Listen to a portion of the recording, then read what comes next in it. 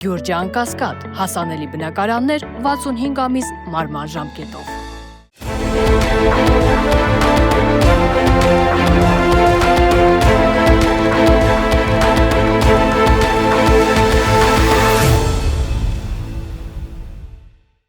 Բարև ձեզ մեդիահաբի հարգելի հետևորդներ, Հայաստանում որոշ շրջանակների կողմից ընդունված է մի արտահայտություն, որը քաղաքական առումով տխմարաբանություն է եւ դեմագոգիա։ Դա այն է, որ ես արևմտամետ չեմ, ես ռուսամետ չեմ, ես Հայաստանամետ եմ։ Նման արտահայտություն անողները, այսպես ասած, շուստրիայությամբ փորձում են քողարկել իրանց իրական մոտեցումներն ու նկրտումները եւ հիմնականում անկեղծ չեն լինում եւ մյուսներին մեղադրում են այլոց շահերը սպասարկելու մեջ։ Նման բան գոյություն իրականում չունի, որովհետեւ բոլորն են Հայաստանակենտրոն, առհասարակ բոլորը, պարզապես ոմանք Հայաստանի զարգացման ուղեծիրը տեսնում են արևմտյան քաղաքական արժեհամակարգային կոնտեքստում, մյուսները Հայաստանի զարգացումը տեսնում են ավելի շուտ ռուսական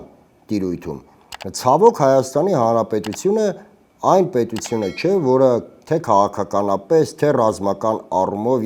եւ թե տնտեսապես այնքան ինքնաբավ լինի եւ այնքան հզոր, որ ինքն իրենով լինի ուժային կենտրոն։ Էլ չասած, որ աշխարհում բացարձակ ինքնիշխան պետություն գոյություն չունի։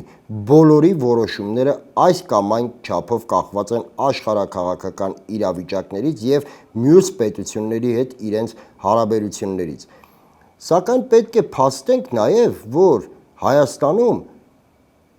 արևմտամետ ուժեր արևմտյան արժեքային, շեշտում եմ, քաղաքական արժեքային համակարգով գոյություն չունեն, կան պարզապես հակառուսներ, որոնց բոլոր գործողությունները ուղղված են հենց այդ ելակետից։ Այսինքն կապ չունի, թե որքանով է ճիշտ կամ սխալ այս կամ այն բևեռը, նրանք պարզապես հակադրվում են նրան զուտ այն պատճառով, որ իրենց եկամտի հիմնական աղբյուրը բխում է մյուս բևեռից։ Եթե այն բևեռը, որին նրանք հակադրվում էին, ապահովեն նույն ֆինանսական հոսքերը, հավատացեք, նրանք նույն հաջողությամբ կդառնային մոլի ռուսամետներ, ինչպես այսօր մոլի ոչ թե արևմտամետներ են, այլ հակառուսներ։ Բնականաբար իրավիճակը մխիթարական չէ նաև հակադիր ճամբարում, որովհետև այդ ճամբարում շատերը անտեսելով քաղաքական արժեհամակարգը փորձում են արևմտամետությունը տեղավորել այլասերվածության համատեքստում, ինչը նույնպես սխալ է։ Բայց հանուն արդարության պետք է նշենք, որ Հայաստանի արևմտամետները, այսպես ասած հակառուսները, անհամեմատ անհանդուրժող են, անհամեմատ ագրեսիվ եւ անհամեմատ, այսպես ասած, մերժողական իրենց բոլոր դրսևորումներում։ Ինչու համար եմ ես այս ամենը ասում։ Օրեր առաջ, երբ Լավրովը մտահոգություն հայտնեց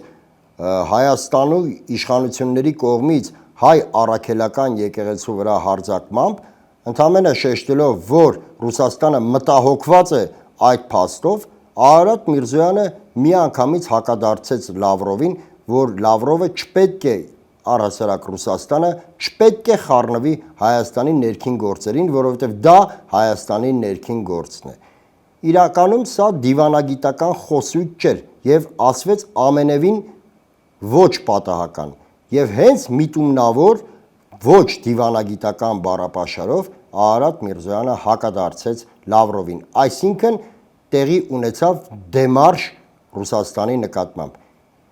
Միանգամից արևմտամետ որոշ շրջանակներ, որոնք իրականում սպասարկում են ուղիղ Նիկոլ Փաշինյանի քաղաքական շահերը, այսինքն պտտվում են Նիկոլ Փաշինյանի ուղեծրում, միանգամից դա վերագրեցին որպես Հայաստանի ինքնիշխանության բարձրացում։ Փաստենք, որ միևնույն ժամանակ տեղի ունեցավ հակառակ գործընթացը, երբ Մակրոնը հայտարարեց, ներողություն մի վարքյան, ես հենց իր բառերը մեջ բերեմ, որ Ֆրանսիան իր համերաշխությունն է հայտնում Հայաստանին ժողովրդավարությունն ապակայունացնելու փորձերում։ Նախ նշենք, որ ժողովրդավարությունը կառավարման համակարգ է, որը նույնպես Հայաստանի ներքին գործն է։ Բացի այդ, Մակրոնը խախտելով քաղաքական կոռեկտության սահմանները, Մակրոնը խախտելով որպես միջազգային նորմ ընդունված անմեղության կանխավարկածը, միանգամից ապացուցված համարեց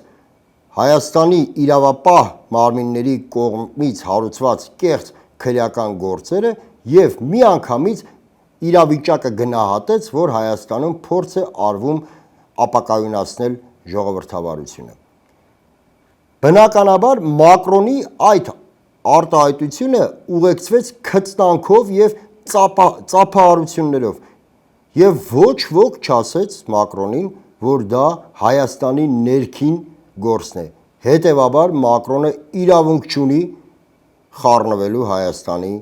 Հայաստանում ընթացող ներքին գործընթացներում։ Այսինքն այս պարագայում չդիտարկվեց, որ Մակրոնի հայտարարությունը վնասում է Հայաստանի ինքնիշխանությունը։ Օբյեկտիվորեն ինքնիշխանության բարձրացում, այսպես ասած, հարաբերականորեն կլիներ այն, երբ սաստվեն երկու կողմերն էլ, թե Լավրովը, թե Մակրոնը, երկուսին էլ ուղերձ հղվեր, որ մի խառնվեք Հայաստանի ներքին գործերին։ Սակայն ակնհայտ է,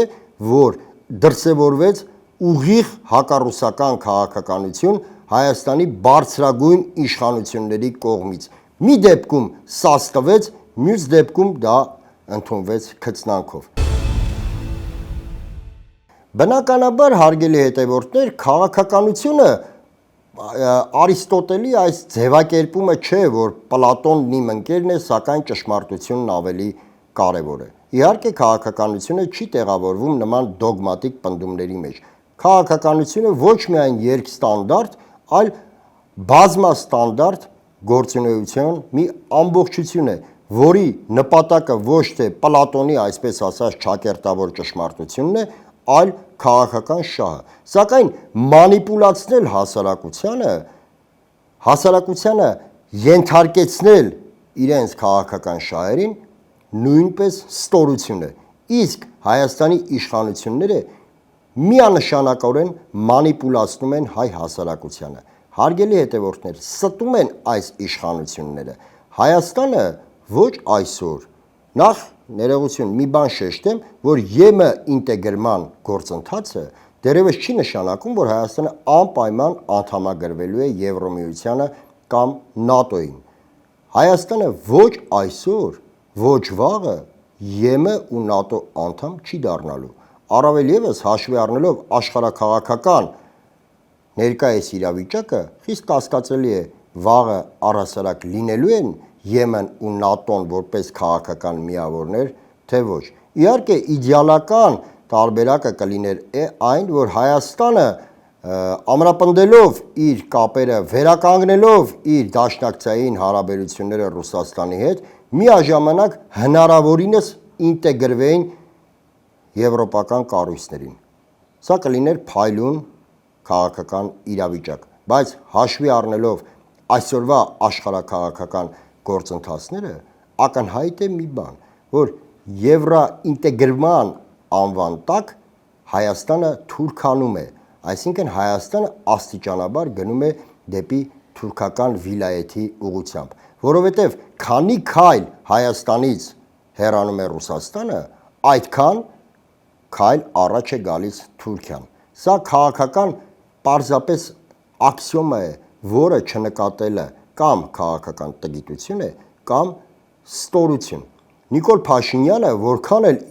իրեն տաք ու ապահով է զգում Էրդողանի գրկում, ճիշտ այդքան փորձում է իր այդ ցանկությունը մանիպուլացնել եւ ներկայացնել որպես հանրային պահանջ։ Հենց այդ համատեքստում պետք է դիտարկել նաեւ այս օրերին հայ առաքելական եկեղեցու նկատմամբ հարձակումները, ինչպես նաեւ հեծը պետականացնելու գործընթացը։ Նիկոլ Փաշինյանը շատ վտանգավոր նախադեպ է ստեղծում Հայաստանում։ Այն է քաղաքական օպոնենտների, քաղաքական հակառակորդների ունեցվածքը խլել բարից բուն իմաստով, խլել ամբողջ թիմով, խլել ամբողջ իշխանությամբ եւ պարզապես պետականացնել։ Սա քանդում է իդեպ պարոն Էմանուել Մակրոնին, կարելի է խորհուրդ տալ, որ նա ուշադրություն դարձնի այս գործընթացներին նույնպես, որ Հայաստանի ժողովրդավարությունը ապակայունացնում են ոչ թե նրանց, ում հանդեպ իրավապահ մարմինները հարուցել են շինծու քրեական գործեր, այլ հենց անձամբ Նիկոլ Փաշինյանը։ Ես չեմ ասում ՔՊ-ն, բազմիցս շեշտել եմ, ՔՊ գոյություն չունի, նման քաղաքական մարմին պարզապես չկա։ Դա մի կամակատարների զանգված է, որոնք ամբողջությամբ Նիկոլ Փաշինյանի ենթակայության տակ են։ Այսինքն Նիկոլ Փաշինյանն է ապակայունացնում, ոչ թե ապակայունացնում, այլ քանդում ժողովրդավարությունը։ Այն է ունեցվածքի խլմամբ։ Եվ Սամվել Կարապետյանը առաջինը չի լինելու այս գործընթացում։ Այսուհետ յուրաքանչյուր ոք, ով կունենա սեփականություն եւ ով դուրս կգա այս իշխանությունների դեմ, նա պետք է իր աչքի առաջ ունենա այն հանգամանքը, որ նրա ունեցվածքը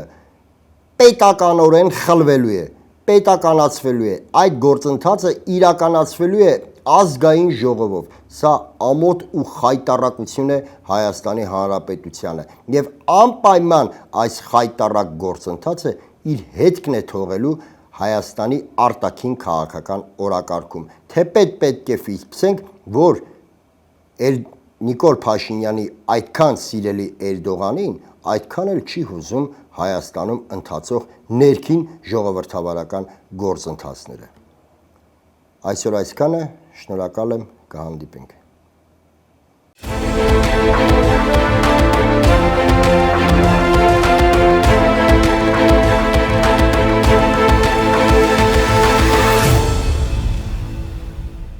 Գյուրջան Կասկադ, հասանելի բնակարաններ 65 ամիս մարման ժամկետով։